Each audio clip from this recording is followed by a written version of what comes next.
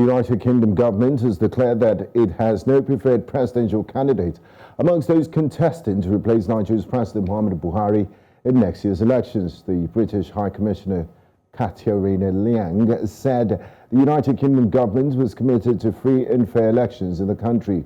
She said the meeting with the national executive of the ruling All Progressive Congress was one of the meetings she had been having with political parties, the presidential candidates and party chairmen ahead of the 2023 elections. Liang said they welcome Nigeria's commitment to democracy and the president's commitment to secure the elections. Now, join us live from Lagos, Nigeria to discuss all of this is Kelechi Deca, a Global Affairs Analyst. A warm welcome to you, Kelechi. Thanks for joining us on NC Continental Prime. Thank you for having me. Now, Kelechi, let's begin by assessing the APC presidential candidate's visit, Asiwaju Bola Ahmed Tinubu, to Chatham House. What's your take on what transpired there and his performance? Basically, it's been in the news, especially his performance has been sort of out there. A lot of people have been exploring the performance and also harping on the fact that some of the questions he failed to answer, and the idea of referring some questions to some of his team members to answer. And so many people have been, having on it that, this is another level of low for a presidential candidate. And but when you look at it, you will discover that even during the 2015 campaign, the present president followed a similar trend of going to Chatham House, coming out to, not coming out to, meet the local press, and there's this preponderance for the Nigerians for them to always go out there in London to try to meet the foreign media, while dodging opportunities to speak with the local press. So when this kind of thing keep on going on, you will discover that there's a kind of contempt for both, not only the local media, but there's also a contempt for the voters, for Nigerians. Why do you think this is the case, Kelechi? Do they feel that the Nigerian media is not worthy of their time? Yeah, the present president said similar things, during the campaign, during his own campaign, when people were asking him to come, and it took almost 2 years into his government before he had a kind of meeting with the Nigerian media. But the thing is that it shows you something else, the way Nigerian politicians, especially those who want to rule this country, want to be identified with foreign governments. And you start asking yourself, are these people out there for the interest of Nigerians, or they want the validation of foreigners? Because everybody wants to be seen taking photograph either with the British High Commissioner, or with the American ambassador, or with the French ambassador, or with the Canadian ambassador. And even their followers, as Nigerians, use this as a kind of validation. And it tells you that something is definitely wrong with the way we value ourselves and the way we push ourselves there. Because we seeking the validation of foreigners, especially some of these foreign powers, shows that these people, first and foremost, feel that if the foreigners accept them, then Nigerians have no other option and not to accept them, which I think is a very funny development. Now, Kelechi, elections are a few months away. We can even say weeks.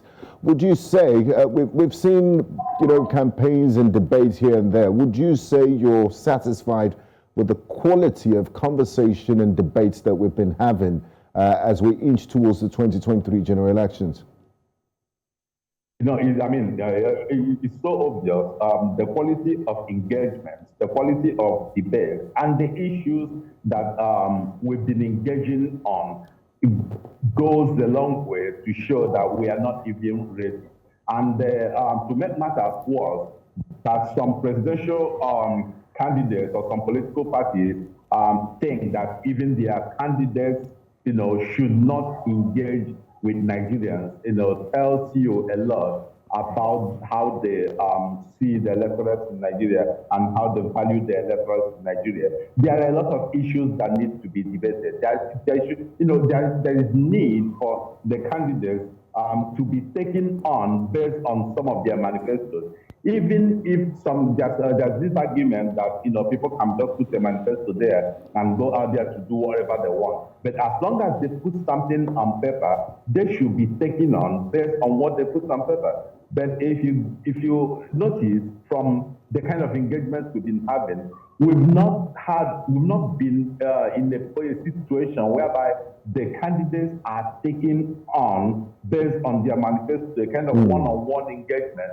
Try to, kind of explain process of their manifesto, the process, how they're going to the house about it, and nobody has been able to take them through this. So it shows that both the quality of our expectations, if you check the engagement both on the social media and other within the public narrative space, you will discover that our expectations seem to have gone lower than it was in 2015.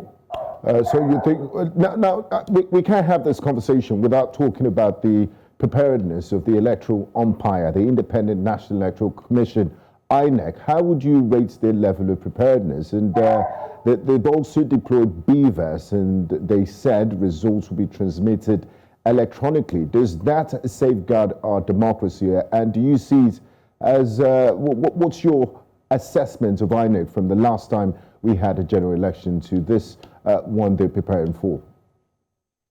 Yeah, I would say that with the introduction of the BVAS, that INEC seems to have, taken it a notch higher, seems to have improved a little bit. But the challenges they've been having over time, you notice that in the last 2 months or so, several offices of the electoral umpire, people by unknown people, they've been going around destroying their offices and destroying some of the electoral infrastructure. And we don't know the extent and the level some of these arsonists, some of the attacks by these arsonists will go in impacting on the preparedness of INEC. But another area I'm also worried about is that some of the political gladiators, keep on making some statements that are in conflict with our expectations from INEC. And sometimes it takes up to 2, 3, 4 days for INEC to come out and make clarifications. So there seems to be something within both the government and INEC that they are not coming open to let Nigerians know. But the thing is that based on the level of infrastructure we have here, I'm expecting INEC to try as much as possible to deliver and to offer us something that's a lot more better than they did in 2019.